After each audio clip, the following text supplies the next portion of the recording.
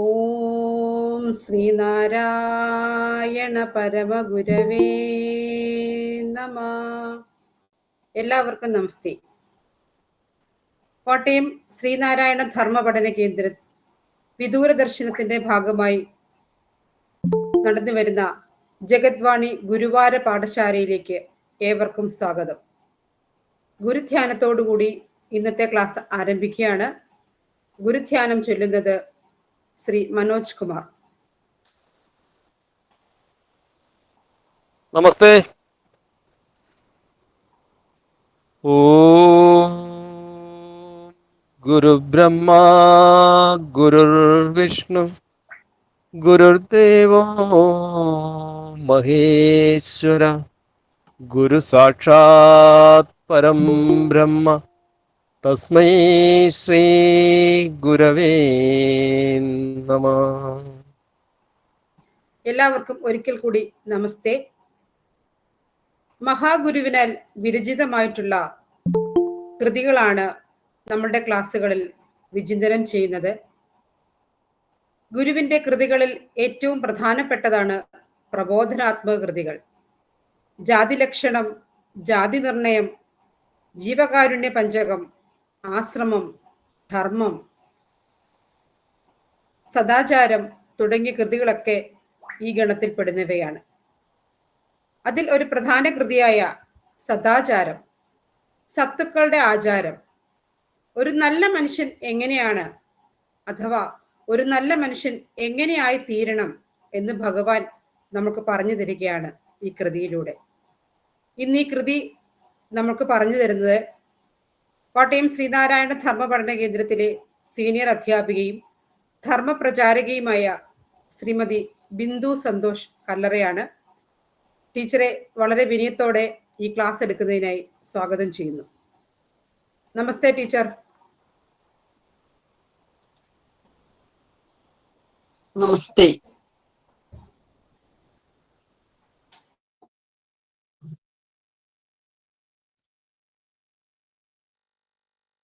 ഓം ശ്രീനാരായണ പരമഗുരവേ നമഃ.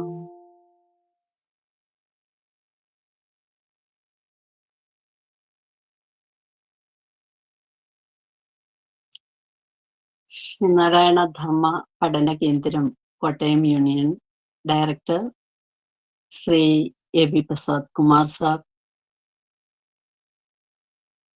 പഠന കേന്ദ്രത്തിലെ അഡ്മിൻസ്,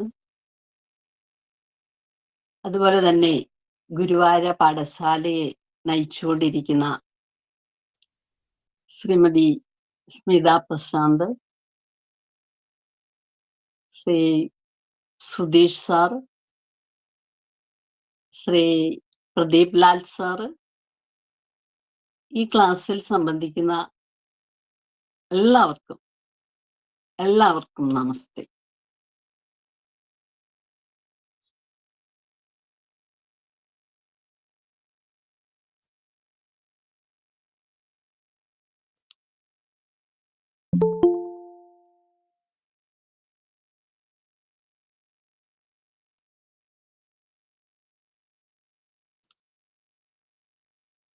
ശ്രീനാരായണ ഋഷി കണ്ടെത്തിയ ആ സത്യദർശനത്തെ മന്ത്രരൂപത്തിൽ നമുക്ക് രചിച്ചു തന്നതാണ് ശ്രീനാരായണ ഗുരുദേവ കൃതികൾ.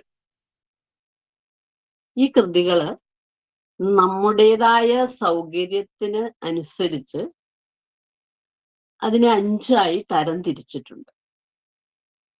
സ്തോത്ര കൃതികള്, ദാർശനിക കൃതികള്, പ്രബോധനാത്മക കൃതികൾ അഥവാ ഉദ്ബോധനാത്മക കൃതികള്, തർജ്ജമകൾ, ഗദ്യകൃതികൾ എന്നിങ്ങനെയാണ് 5ആയി തരംതിരിച്ചിട്ടുള്ളത്.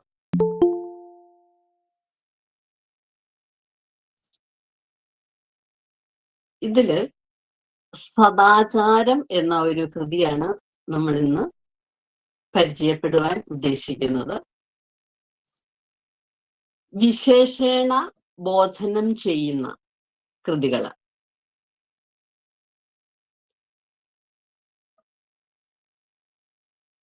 ജീവിതം ധന്യമാക്കുന്നതിന് നിത്യജീവിതത്തിൽ അറിഞ്ഞിരിക്കേണ്ടതും പാലിച്ചിരിക്കേണ്ടതുമായ ധർമ്മങ്ങളെയും മൂല്യങ്ങളെയും കുറിച്ച് പ്രതിപാദിക്കുന്ന ഒന്നാണ് ഈ കൃതി.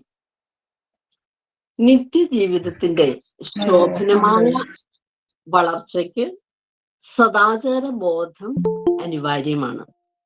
സുപ്രധാനങ്ങളായ ചില വിധി നിഷേധങ്ങളെ ലളിതമെങ്കിലും ശക്തമായ ഒരു ഭാഷയിൽ അവതരിപ്പിച്ചിരിക്കുന്ന ഒന്നാണ് സദാചാരം.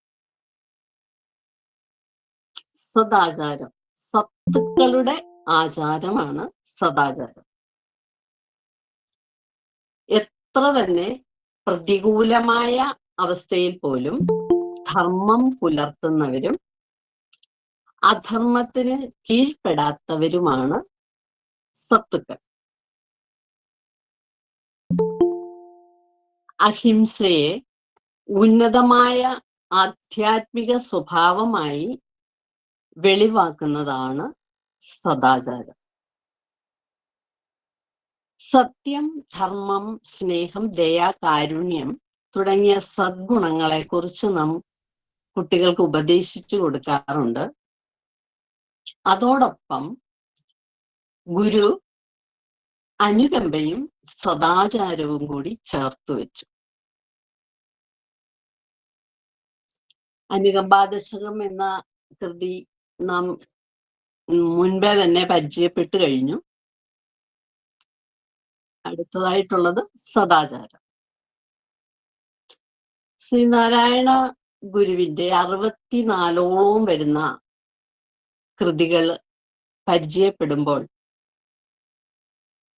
അതിൻ്റെ ആ കാവ്യരചന, പദപ്രയോഗം, ആ കാവ്യരചന ശൈലി, ആ പദങ്ങളുടെയൊക്കെ ആ അർത്ഥവ്യാപ്തിയും, അത് നമുക്ക് ഉച്ചരിക്കുവാൻ തന്നെ ബുദ്ധിമുട്ടുള്ള പദങ്ങള്, അതുപോലെ തന്നെ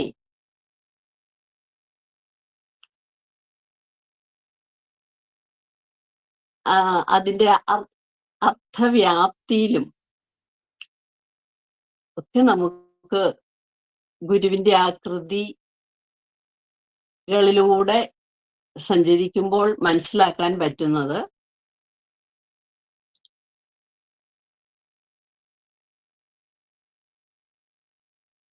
നവമഞ്ചരി എന്ന കൃതിയില് ഗുരു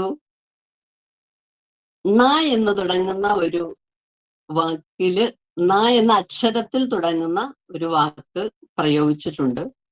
അതുപോലെ തന്നെ ആംഗലേയ ഭാഷയും തമിഴ്, മലയാളം എന്നീ ഭാഷയിലൊക്കെ ഉള്ള പദങ്ങൾ ചേർത്തുകൊണ്ടാണ് ഗുരു ഓരോ കൃതികളും രചിച്ചിട്ടുള്ളത്.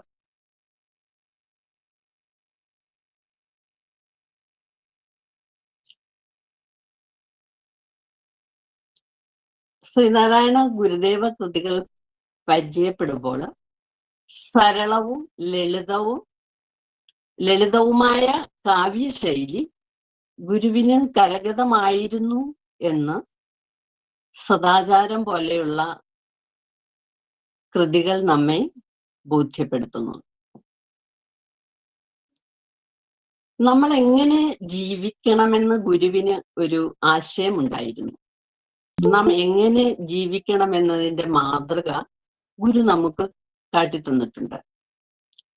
എങ്ങനെ നാം ഒരു നല്ല മനുഷ്യനായി തീരണം, എങ്ങനെ നല്ല ഒരു മനുഷ്യനാകും,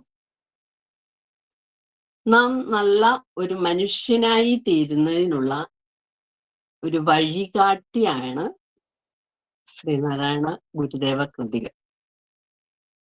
ഇത് ഗുരുവിന്റെ ആ മേധയിൽ നിന്ന് ഉതിർന്നു വീണ മന്ത്രങ്ങളാണവ.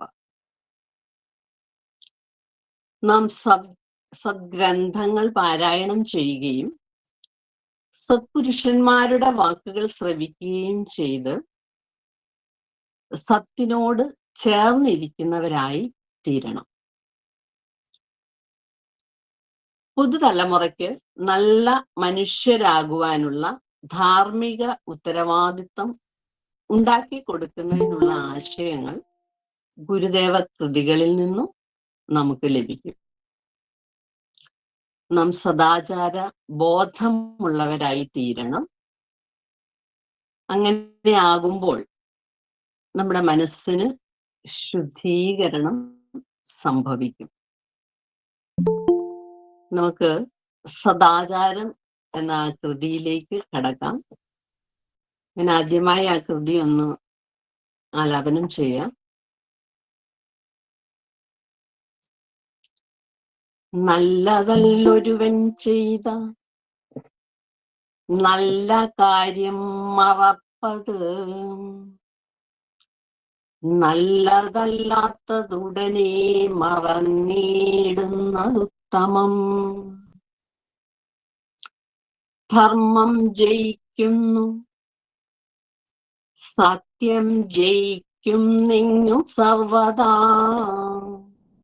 അധർമ്മവും ജയിക്കുന്നില്ല അസത്യവും ഒരിക്കലും. നെല്ലിനു നീരുവിട്ടീടിൽ പുല്ലിനും പോയിടുന്നത്, കല്ലിലത്രേ ജലം നെല്ലിൽ ചെല്ലും വഴി ചെറുക്കുകിൽ. പേരും പ്രതിഭയും നല്ലോരാരുമേ കൈവിടില്ലത്, നേരറ്റ കൃപണർക്കൊട്ടും ചേരാ നേരെ വിപര്യം.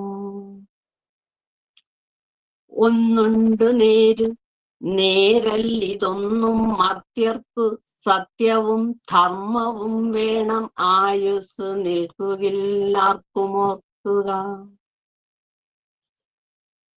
ദത്താപഹാരം വംശ്യർക്കു അത്തലേകീടും എന്നത്, വ്യർത്ഥമല്ല പുരാഗീര് ഇതത്രയും സത്യമോർക്കുക. കൊടുത്തതു തിരിച്ചങ്ങോട്ടെടുക്കുന്നവനെത്രയും നിസ്വനാം അവനേക്കാളും നിസ്വനില്ലാരുമൊഴിയിൽ. ഇതാണ് സദാചാരം എന്ന ആ കൃതി. അതിന്റെ ഒന്നാമത്തെ ശ്ലോകം നമുക്കൊന്ന് നോക്കാം.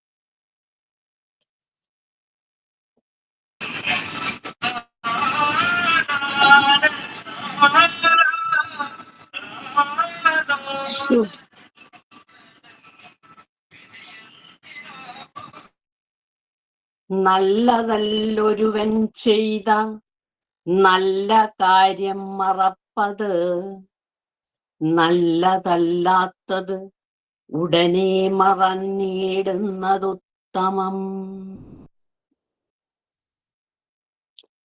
ഒരാൾ ചെയ്ത നല്ല കാര്യം മറന്നു കളയുന്നത് ഒരിക്കലും നല്ലതല്ല. എന്നാൽ നല്ലതല്ലാത്തത് ആര് ചെയ്താലും അത് മറന്നു കളയുന്നതാണ് ഉത്തമം. ഒരാളുടെ പ്രവൃത്തി നമുക്ക് അഹിതമായാൽ നമുക്ക് സങ്കടമുണ്ടാകും. അപ്പോൾ നമ്മൾ എന്താ ചെയ്യുക? നമ്മളത് മനസ്സിലിട്ട് അതിനെ പർവ്വതീകരിച്ച് നമ്മൾ അതും ചുമന്നുകൊണ്ട് നടക്കും. എന്നാൽ അത് എന്ന് നമ്മൾ ആരും തന്നെ വിചാരിക്കാറില്ല. അങ്ങനെ ഈ വിഷമങ്ങളെല്ലാം മനസ്സിൽ കുമിഞ്ഞുകൂടി മനസ്സിന് ഭാരമുണ്ടാകും. അത് ആ മനസ്സിൽ കിടന്ന് പിന്നീട് അതൊരു പ്രതികാരത്തിലേക്ക് നമ്മളെ നയിച്ചുകൊണ്ടുപോകും. അങ്ങനെ ആ പ്രതികാരത്തിലേക്ക് കടക്കുന്നതിന് മുൻപ് തന്നെ അതിനെ നമുക്ക് നമ്മുടെ മനസ്സിൽ നിന്ന് തന്നെ മായ്ച്ചു കളയണം. അങ്ങനെ മായ്ച്ചു കളയുമ്പോൾ നമ്മുടെ മനസ്സിന് ധൈര്യമുണ്ടാകുന്നു. നമ്മുടെ മനസ്സ് ആരോഗ്യകരമായി തീരുന്നു. നമ്മുടെ മനസ്സിനെ ആരോഗ്യകരമാക്കി തീർക്കാനുള്ള ഒരു ഉപാധി കൂടിയാണ് ഇത്. മനസ്സിന്റെ ആരോഗ്യമാണല്ലോ നമ്മുടെ ശരീരത്തിന്റെയും ആരോഗ്യം. അതുകൊണ്ട് നമ്മുടെ മനസ്സ് ശുദ്ധമാക്കാൻ നാം ശ്രമിക്കണം. സമൂഹം അറിഞ്ഞനുവർത്തിക്കേണ്ട ഒരു സാരോപദേശമാണ് ഗുരു ഈ പദ്യത്തിലൂടെ നമുക്ക് നൽകുന്നത്. കുട്ടികള് ചെറുപ്പം മുതലേ അനുവർത്തിച്ച് ശീലിക്കേണ്ട ഒരു പൊതു തത്വമാണ് ഇവിടെ സൂചിപ്പിക്കുന്നത്. നന്മ ചെയ്യുവാൻ മറ്റുള്ളവരെ പ്രേരിപ്പിക്കുമാറ് ജീവിതം നയിക്കണമെന്ന് ഗുരു ഇവിടെ വിവക്ഷിക്കുന്നു. ഇന്ന് നന്മ ചെയ്യുന്നവരുടെ എണ്ണം തുലവും കുറവാണ്. ഏതൊരാൾക്കും മറ്റുള്ളവർക്ക് സഹായകരമാവും വിധം നന്മ ചെയ്യുവാൻ സാധിക്കും. ഒരാൾ ചെയ്യുന്ന നല്ല കാര്യങ്ങൾ മറക്കാതിരുന്നാൽ അത് നന്മ ചെയ്യുന്നവർക്ക് കൂടുതൽ നന്മ ചെയ്യുവാൻ പ്രേരകമാകും. നന്മ ചെയ്യുന്നവനാകട്ടെ ഫലേച്ഛ കൂടാതെ കർമ്മം ചെയ്യണം. ഫലകാംക്ഷയോടുകൂടി പ്രവർത്തിക്കുവാൻ പാടില്ല. തിന്മയെ നന്മ കൊണ്ട് ജയിക്കണം. നല്ലവരായിരുന്ന് നന്മ ചെയ്യുവിൻ എന്ന ആ ഗുരുവാണി നമുക്ക് സ്മരിക്കാവുന്നതാണ്.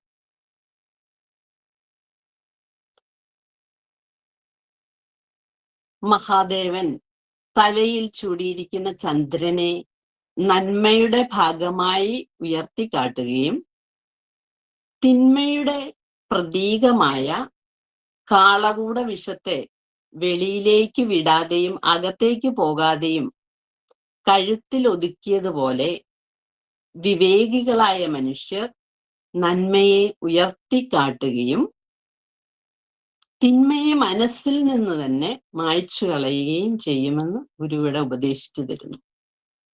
നല്ലതല്ലാത്തത് എന്തും ഉടനെ മറക്കുവാൻ നമുക്ക് സാധിക്കണം.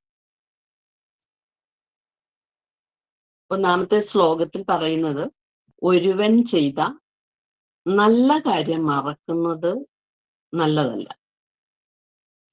നമുക്ക് ആരെങ്കിലും ചെയ്തിട്ടുള്ള നല്ല കാര്യം, അത് വാക്കുകൊണ്ടായാലും മനസ്സുകൊണ്ടായാലും ശരീരം കൊണ്ടായാലും ചെയ്ത ആ ഉപകാരം നാം മറന്നു കളയുന്നത് നല്ലതല്ല.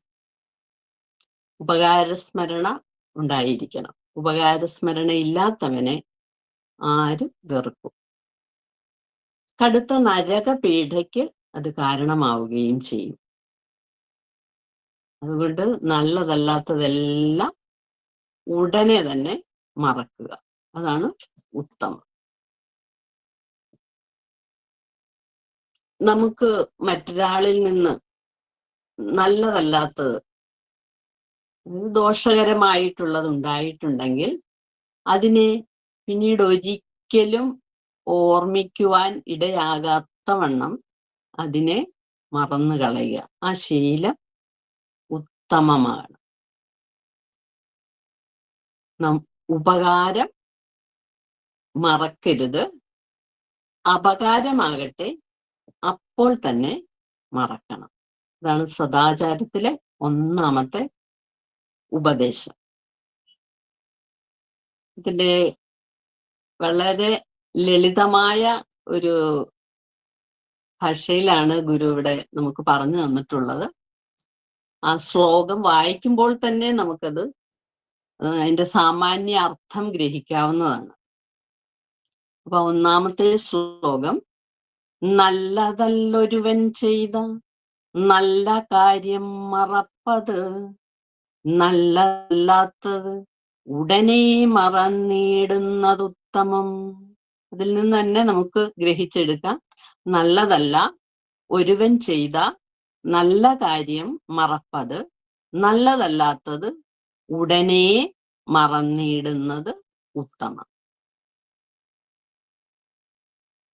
ഒന്നാമത്തെ ശ്ലോകത്തിന്റെ ആ സാമാന്യ അർത്ഥം പറയാം, എഴുതിയെടുക്കാം.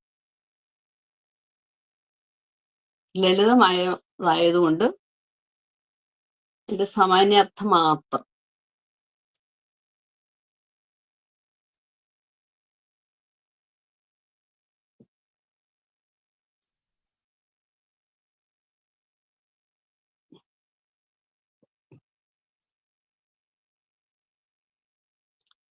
ഒരാൾ ചെയ്ത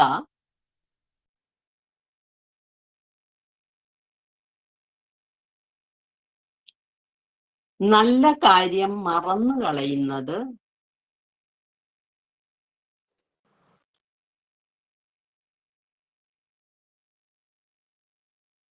ഒരിക്കലും നല്ലതല്ല.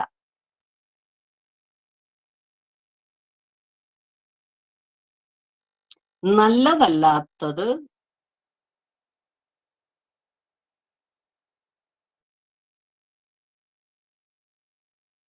ആര് ചെയ്താലും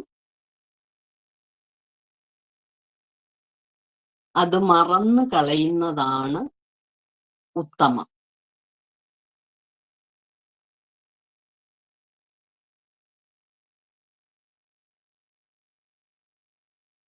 ഉപകാരം മറക്കരുത്,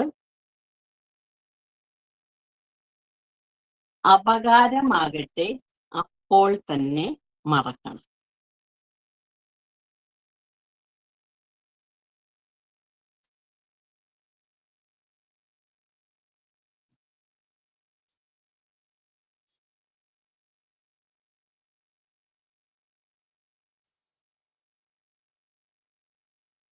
സാമാന്യാർത്ഥം എഴുതിയോ?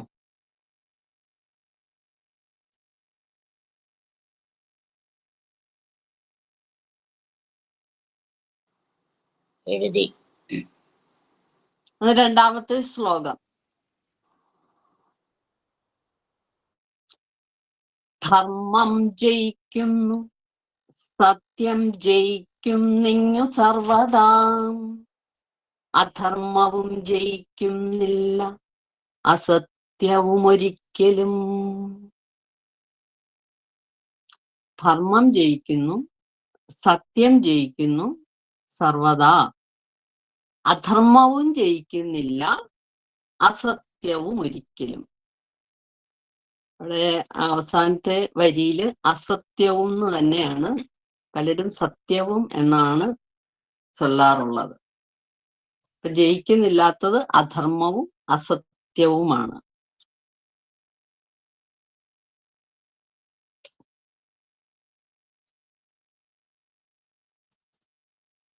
ജീവിതത്തില് എപ്പോഴും ധർമ്മം ജയിക്കും, സത്യവും ജയിക്കും. ഒരിക്കൽ പോലും അധർമ്മവും അസത്യവും ജയിക്കുകയില്ല. ഈ ലോകത്തിൽ എല്ലായ്പ്പോഴും ധർമ്മം ജയം നേടുന്നു. ജയിക്കുക എന്നാൽ കീഴ്പ്പെടുത്തുക എന്നാണ് അർത്ഥം. ധർമ്മം കീഴ്പ്പെടുത്തുന്നത് ഏതിനെയാണ്? ധർമ്മം കീഴ്പ്പെടുത്തുന്നത് അധർമ്മത്തെയാണ്. ദുര്യോധനൻ യുദ്ധത്തിൽ ജയമുണ്ടാകുവാൻ അനുഗ്രഹിക്കണമെന്ന് മാതാവിനോട് പ്രാർത്ഥിച്ചപ്പോൾ മാതാവ് എന്താണ് അരുളിയത്? ആ മാതാവ് അരുളി, എവിടെ ധർമ്മമുണ്ടോ അവിടെ ജയമുണ്ട് എന്നാണ് ആ മാതാവ് അരുളിയത്. ചെറു പുൽക്കൊടി തുമ്പ് മുതൽ ബ്രഹ്മാവ് വരെയും ചെറു മണൽത്തരി മുതൽ ഗിരിശൃംഗങ്ങൾ വരെയും ഏകകോശ ജീവികൾ മുതൽ ആന വരെയുള്ള സർവചരാചരങ്ങളും അദൃശ്യമായ ഒരു ധർമ്മ വ്യവസ്ഥയിൽ സംഘടിതമായിരിക്കുന്നു. നമ്മയൊക്കെ ധരിക്കുന്ന, അതായത് നാമായി നിലനിർത്തുന്ന ആ ശക്തി വിശേഷമാണ് ധർമ്മം. ഈ പ്രപഞ്ച ഘടകങ്ങളെല്ലാം ഈ ധർമ്മ വ്യവസ്ഥിതിക്ക് അനുസൃതമായാണ് ചലിക്കുന്നത്. പ്രപഞ്ച സൃഷ്ടിസ്ഥിതി ലയങ്ങൾക്ക് കാരണഭൂതനായ ഈശ്വരനെയാണ് ധർമ്മം എന്ന് പറയുന്നത്. ധർമ്മം തന്നെയാണ് പരമമായ ദൈവം. ഭൗതിക സമ്പത്തും സ്ഥാനമാനങ്ങളും ബന്ധുബലവും ശരീരവും അസ്ഥിരങ്ങളാണ്. ഇവയൊക്കെ ഒരു നാൾ പൊലിഞ്ഞു പോകും. അനശ്വര സമ്പത്ത് ഈശ്വരന്റെ മഹിമയെ അറിയാൻ കഴിയുക എന്നുള്ളതാണ്. അതിനാൽ നശിക്കാത്ത ധർമ്മം തന്നെയാണ് പരമമായ ധനം. ഈശ്വരനെ മാത്രമല്ല, ഈശ്വരനെ അറിയുവാനായി അനുഷ്ഠിക്കുന്ന പ്രവൃത്തികളെയും ജീവിതചര്യകളെയും ഒക്കെ ധർമ്മം എന്നാണ് പറയുക. ധർമ്മം വൈരുദ്ധ്യങ്ങളെ ചേർത്ത് നിർത്തുന്നതാണ്. ധർമ്മപക്ഷത്ത് നിന്ന് കഴിഞ്ഞാൽ പ്രതിസന്ധികളും ത്യാഗങ്ങളും ദുഃഖങ്ങളും ഒക്കെ ഉണ്ടാകും. എന്നാൽ ആത്യന്തികമായിട്ടുള്ള വിജയം ധർമ്മത്തിന് തന്നെ ആയിരിക്കും. ധർമ്മത്തെ ആര് രക്ഷിക്കുന്നുവോ അവരെ ധർമ്മം രക്ഷിക്കും. നാം ധർമ്മം പാലിക്കുകയാണെങ്കിൽ നമ്മെ ധർമ്മം രക്ഷിക്കും. ധർമ്മബോധം എന്നത് മാത്രമാണ് മനുഷ്യനെ മൃഗങ്ങളിൽ നിന്നും വേർതിരിക്കുന്നത്. മനുഷ്യന് മാത്രമുള്ള ഒന്നാണ് ഈ വിവേചന ശക്തി. ആ വിവേചന ശക്തി ഉള്ളതാണ് മനുഷ്യർ. അപ്പൊ മനുഷ്യർക്ക് വ്യക്തമായി വിവേചനം ചെയ്യുവാനുള്ള കഴിവുണ്ട്. ഈ രണ്ടാമത്തെ ശ്ലോകത്തില് ധർമ്മം ജയിക്കുന്നു, സത്യവും ജയിക്കുന്നു. സത്യം ജയം നേടുന്നു. സത്യം കീഴ്പ്പെടുന്നത് എന്തിനെയാണ്? ധർമ്മം കീഴ്പ്പെടുത്തുന്നത് അധർമ്മത്തെയാണ്. അതുപോലെ സത്യം കീഴ്പ്പെടുത്തുന്നത് അസത്യത്തെയാണ്. സത്യം വദ, സത്യം പറയണം എന്നുള്ളതാണ് ആദ്യത്തെ അനുശാസനം. ഉള്ളതിനെ ഉള്ളതുപോലെ പറയുകയും പ്രതിജ്ഞയെ എത്ര വൈഷമ്യങ്ങൾ ഉണ്ടായാലും, വൈഷമ്യങ്ങൾ നേരിടേണ്ടി വന്നാലും പരിപാലിക്കുകയും ചെയ്യുക എന്നതാണ് സദാചാരത്തിന്റെ പരമമായ പ്രാധാന്യം. സത്യം വധ ധർമ്മം ചര, അല്ലെ? സത്യം പറയണം, ധർമ്മത്തിൽ കൂടി ചരിക്കണം. എന്തെല്ലാം പ്രതിസന്ധികൾ ഉണ്ടായാലും ധർമ്മത്തിൽ നിന്നും വ്യതിചരിക്കരുത്.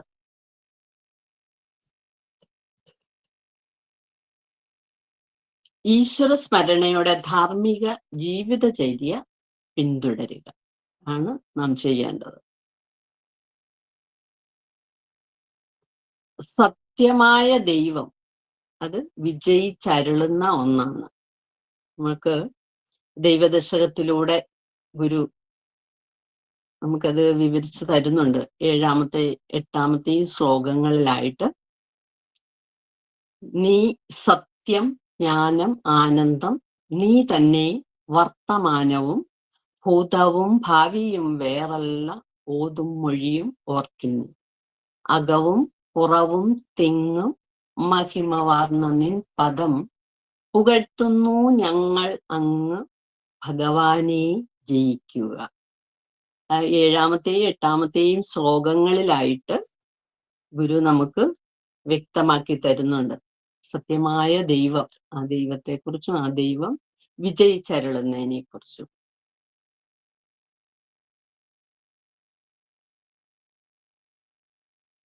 അതുപോലെ തന്നെ ധർമ്മം സർവത്ര വിജയി എന്ന ഗുരുവചനം. വിഷയരാഗത്തിലും പ്രലോഭനങ്ങളിലും പെട്ട് അബദ്ധസഞ്ചാരം നടത്തിയാൽ ശാന്തിയും സമാധാനവും ലഭിക്കില്ല. ആത്യന്തിക വിജയം ധർമ്മത്തിന് തന്നെ ആയിരിക്കും എന്നുള്ള ഒരു മുന്നറിയിപ്പാണ് ഇത്. 2-ാമത്തെ ശ്ലോകത്തിൽ പറയുന്നത് ധർമ്മവും സത്യവും ഏത് കാലത്തും ജയിക്കുന്നുവെന്നും അധർമ്മവും അസത്യവും ഒരിക്കലും ജയിക്കില്ല എന്നും ഉള്ള സനാതനമായ ദർശനമാണ് 2-ാമത്തെ ശ്ലോകത്തിലൂടെ അവതരിപ്പിച്ചത്. 2-ാമത്തെ ശ്ലോകം ധർമ്മം ജയിക്കുന്നു, സത്യം ജയിക്കുന്നിങ്ങു സർവദാ, അധർമ്മവും ജയിക്കുന്നില്ല, അസത്യവും ഒരിക്കലും. അതിന്റെ സാമാന്യാർത്ഥം എഴുതിക്കൊള്ളു.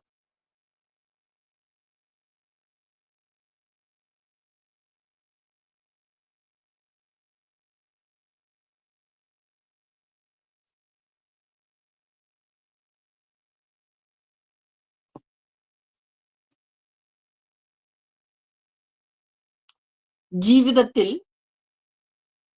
എപ്പോഴും ധർമ്മം ജയിക്കും, സത്യവും ജയിക്കും. ഒരിക്കൽ പോലും അധർമ്മവും അസത്യവും ജയിക്കുകയില്ല.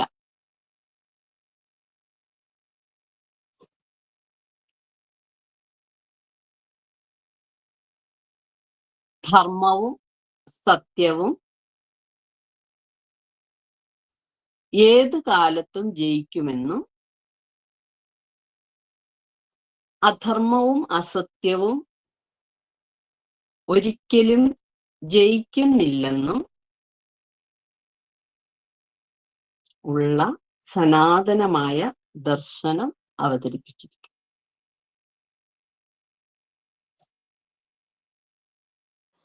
ഒന്നുകൂടി പറയണം, എഴുതിയില്ല. ആദ്യം മുതൽ പറയണോ? അതെ. ജീവിതത്തിൽ ആ എപ്പോഴും ധർമ്മം ധർമ്മം ജയിക്കും,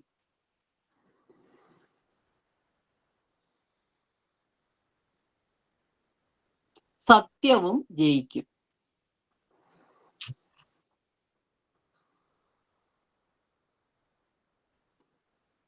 ഒരിക്കൽ പോലും ആ അധർമ്മവും അസത്യവും ജയിക്കുകയില്ല.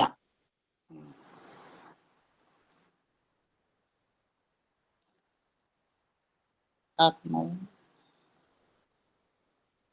ധർമ്മവും സത്യവും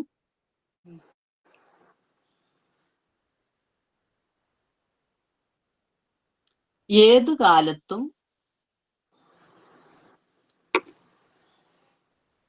ജയിക്കുന്നുവെന്നും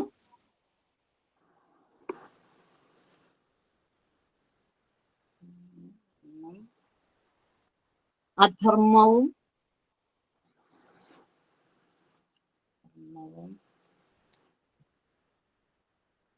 അസത്യവും ഒരിക്കലും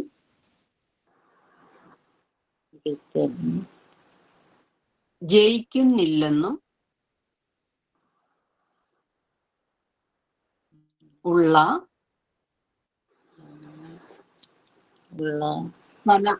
സനാതനമായ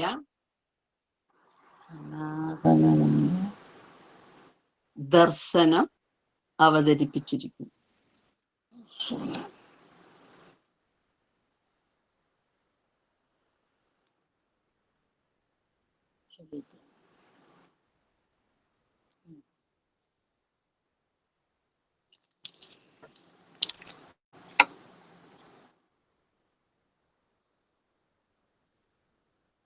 എഴുതിയോ? എഴുതി. ഇനി നമുക്ക് മൂന്നാമത്തെ ശ്ലോകം.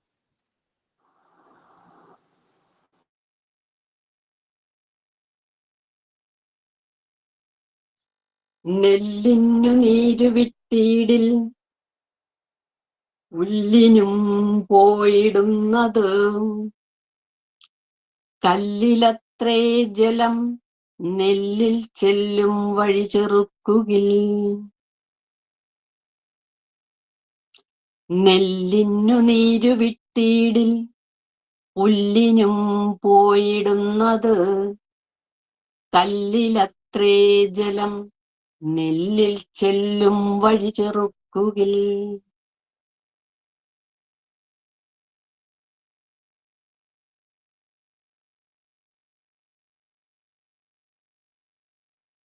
അതായത് വയലിലൊക്കെ നെല്ല് നനയ്ക്കാനായി വെള്ളം തിരിച്ചുവിടുന്നത് നമ്മൾ കണ്ടിട്ടുണ്ട് അല്ലെ? വയലിലെ നെല്ല് നനയ്ക്കാനായി വെള്ളം തിരിച്ചുവിട്ടാൽ നെല്ലിന് വെള്ളം കിട്ടുന്നത് പോലെ നെല്ലിനിടയിൽ വളരുന്ന പുല്ലിനും വെള്ളം കിട്ടും. എന്നാൽ നെല്ലിലേക്കുള്ള വെള്ളം ചെല്ലാനുള്ള വഴി തടഞ്ഞാൽ അല്ലെങ്കിൽ ചെറുത്താൽ ആ വെള്ളം പാറക്കൂട്ടത്തിനിടയിലേക്കോ മറ്റോ ഒഴുകിപ്പോയി പ്രയോജനമില്ലാതായി തീരും.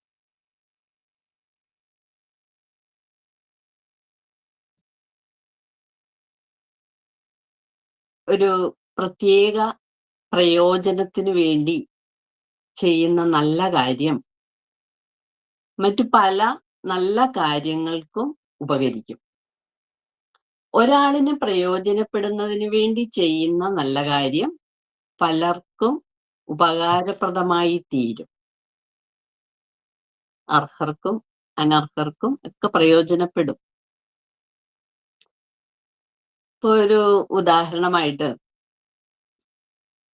നമ്മുടെ പുരയിടത്തിൽ കൂടി ഒരു വഴി കൊടുക്കുക നമ്മൾ. അത് ഒരു 5 വീട്ടുകാർക്കെങ്കിലും അത് പ്രയോജനപ്പെടും. നമ്മൾ ആ വഴി 5 വീട്ടുകാർക്ക് കൂടി വഴി കൊടുക്കാൻ നമ്മൾ താല്പര്യപ്പെടുന്നു.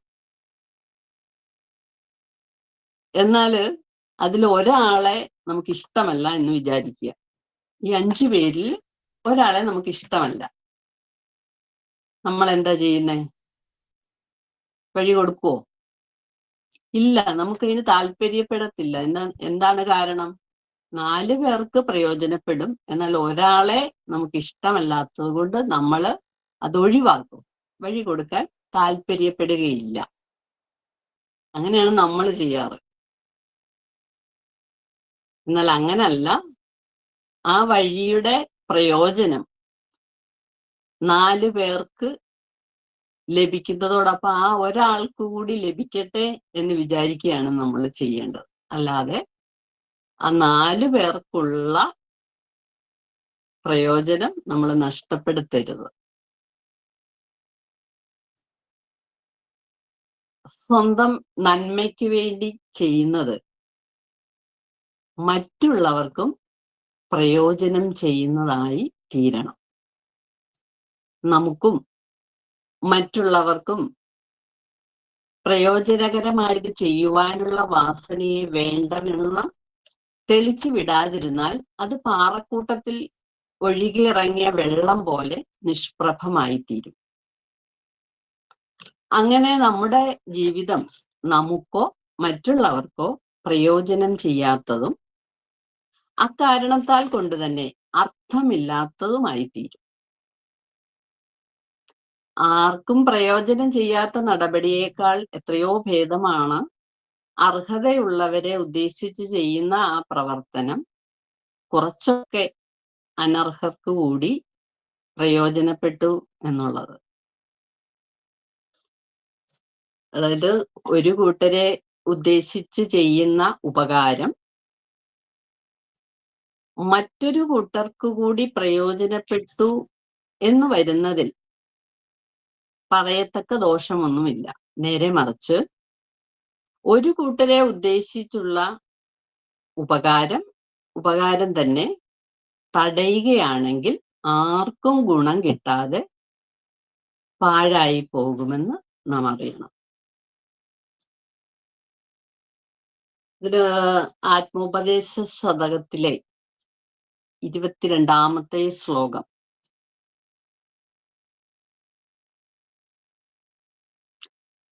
പ്രിയമപരന്റെ അതൻ പ്രിയം സ്വകീയ പ്രിയം അപരപ്രിയമിപ്രകാരമാകും നയം. അതിനാലെ നരന്നു നന്മ നൽകും ക്രിയ അപരപ്രിയ ഹേതുവായി വരേണം. അന്യന്റെ ഇഷ്ടം അത് തന്നെയാണ് എന്റെയും ഇഷ്ടം. എന്റെ ഇഷ്ടം തന്നെയാണ് അന്യന്റെ ഇഷ്ടം. ഈ ധർമ്മം അനുസരിച്ച് ഒരുവന് നന്മ വരുത്തുന്ന പ്രവൃത്തി അന്യനും പ്രിയമുള്ളതായി തീരണം. അപ്പം 3ാമത്തെ ശ്ലോകം, അതിന്റെ സാമാന്യാർത്ഥം.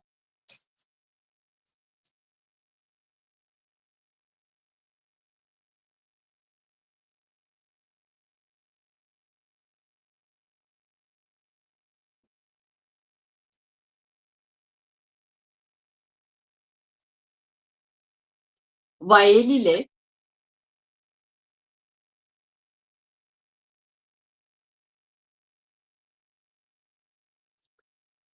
നെല്ലു നനയ്ക്കാനായി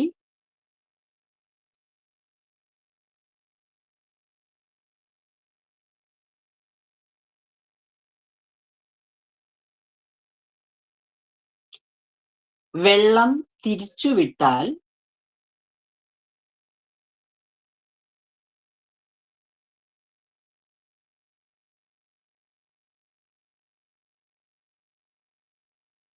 നെല്ലിനു വെള്ളം കിട്ടുന്നത് പോലെ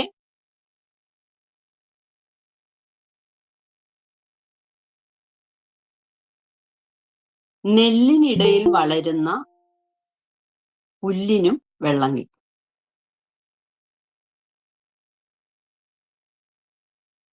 എന്നാൽ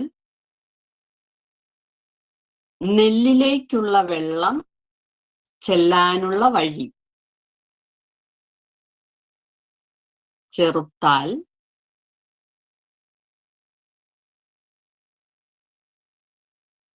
ആ വെള്ളം പാറക്കൂട്ടത്തിനിടയിലേക്കോ മറ്റോ ഒഴുകിപ്പോയി പ്രയോജനമില്ലാതായി തീരും.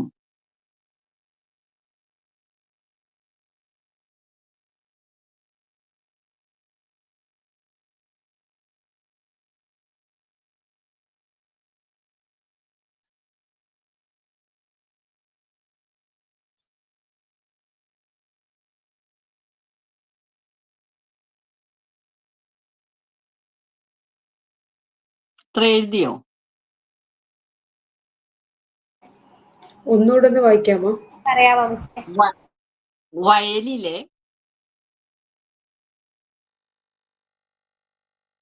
നെല്ലു നനയ്ക്കാനായി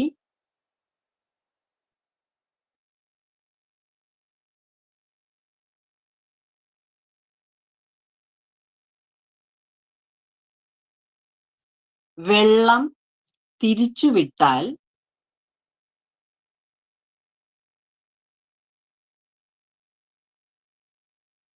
നെല്ലിനു വെള്ളം കിട്ടുന്നത് പോലെ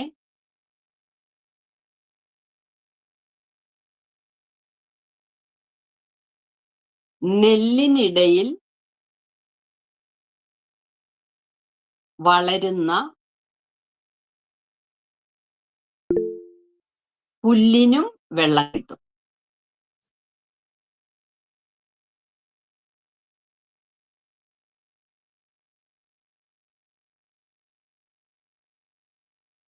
എന്നാൽ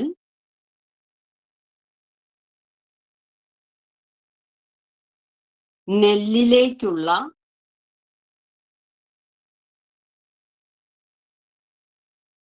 വെള്ളം ചെല്ലാനുള്ള വഴി ചെറുത്താൽ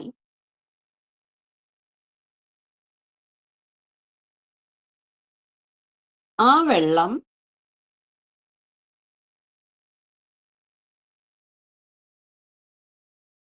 പാറക്കൂട്ടത്തിലേക്കോ മറ്റോ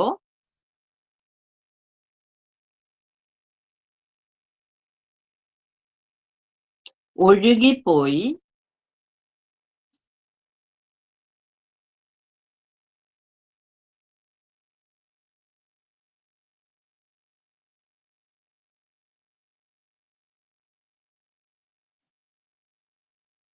പ്രയോജനമില്ലാതായി തീരും.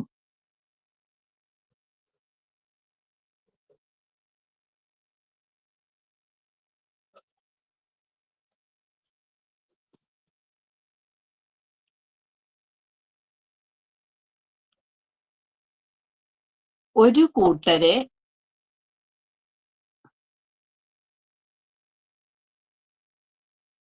ഉദ്ദേശിച്ച് ചെയ്യുന്ന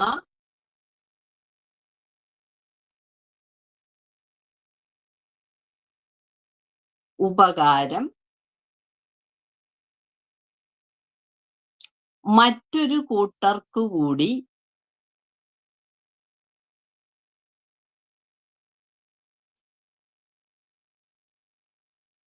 പ്രയോജനപ്പെടുവെന്നു വരുന്നതിൽ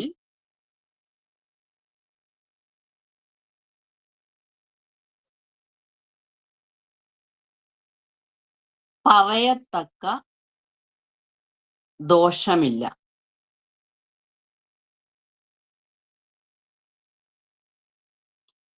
നേരെ മറിച്ച്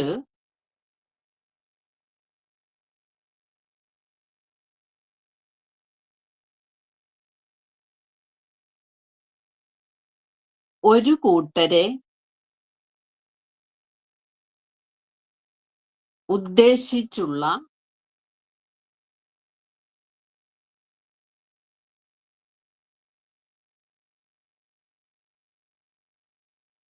ഉപകാരം തന്നെ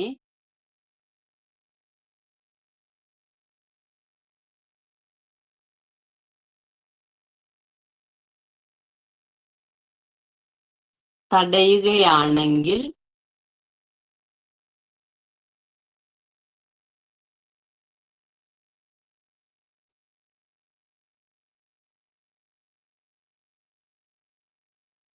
ആർക്കും ഗുണം കിട്ടാതെ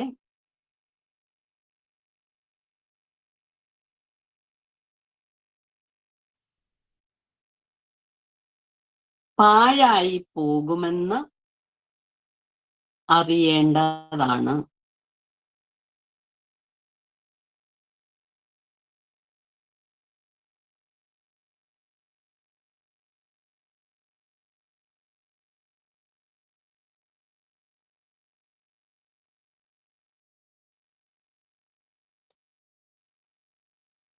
എഴുതാൻ സാധിച്ചോ?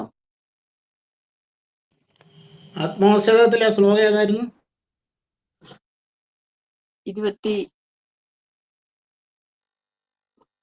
22.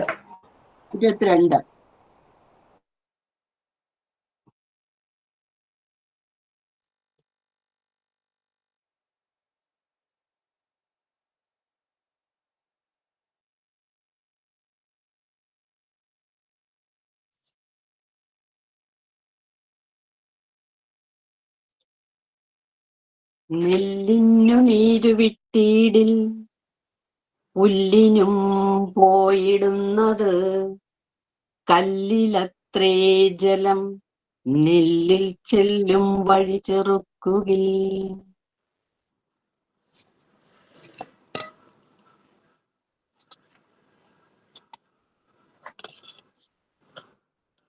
നാലാമത്തെ ശ്ലോകം.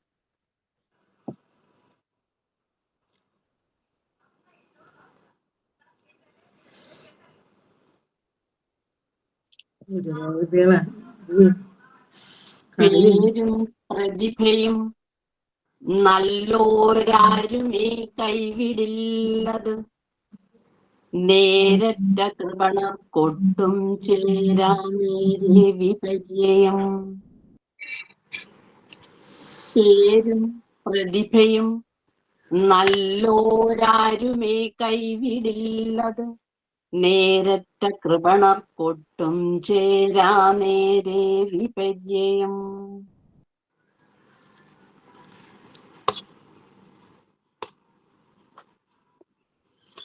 പറയാം. ജീവിതത്തില് പേരും പെരുമയും പ്രബുദ്ധവും ഒക്കെ ഉണ്ടാകാനിടയായാൽ അത് വേണ്ടെന്ന് വെക്കുന്ന ആരുമില്ല. എന്നാലും സത്യത്തിന്റെ ഉള്ളറ കണ്ടെത്തി അതിനനുസരിച്ച് ജീവിക്കാൻ പേരും പെരുമയും ഉണ്ടെങ്കിലും കൃപണനായി പോയാൽ സാധിക്കുകയില്ല.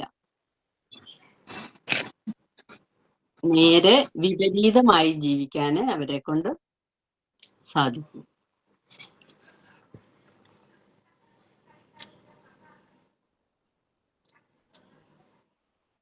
എക്സാമ്പിൾ സിമ്മി ജിജി.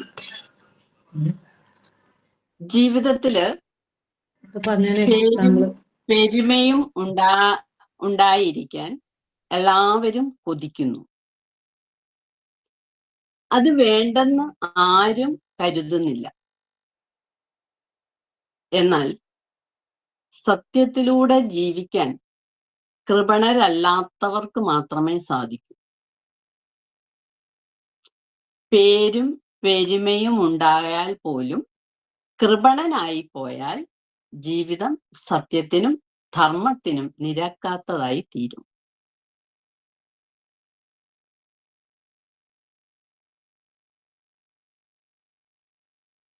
കൃപണനായി തീരും. കൃപണൻ നമ്മൾ ആത്മോപദേശ ശതകത്തില് 23-ാമത്തെ ശ്ലോകം അല്ലെ, നമുക്കറിയാം. അവിടെ ഗുരു വ്യക്തമാക്കി തരുന്നുണ്ട്. എന്താണ്? അപരനു വേണ്ടി അഹർനിശം പ്രയത്നം കൃപണത വിട്ടു കൃപാലു ചെയ്തിടുന്നു. കൃപണൻ അധോമുഖനായി കിടന്നു ചെയ്യുന്ന അപജയകർമ്മം അവനു വേണ്ടി മാത്രം.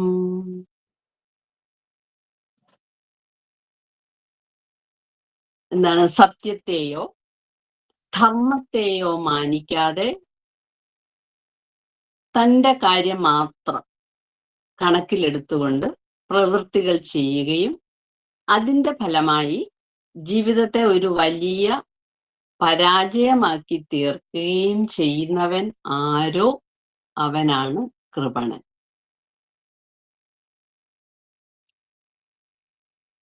സജ്ജനങ്ങൾക്ക് പേരും പ്രതിഭയും ഉണ്ടാകും. നമ്മുടെ പ്രതിഭയെ വളർത്തി സമർപ്പിക്കുവാനും നമുക്ക് കഴിയണം.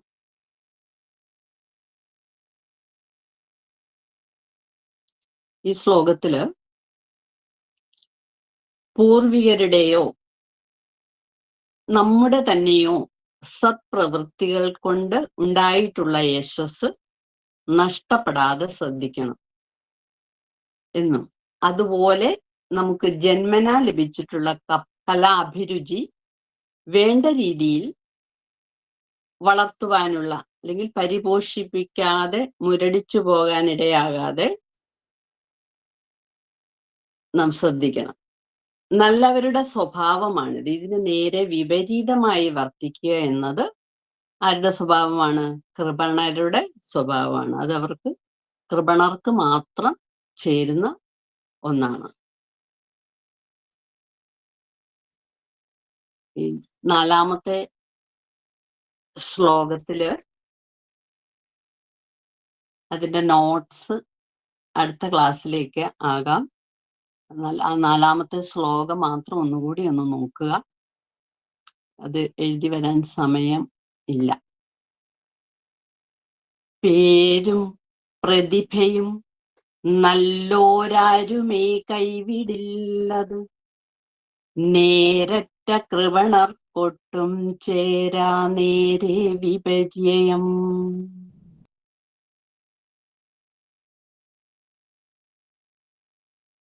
അടുത്ത ശ്ലോകങ്ങൾ നമുക്ക് അടുത്ത ക്ലാസ്സിലേക്ക് നോക്കാം.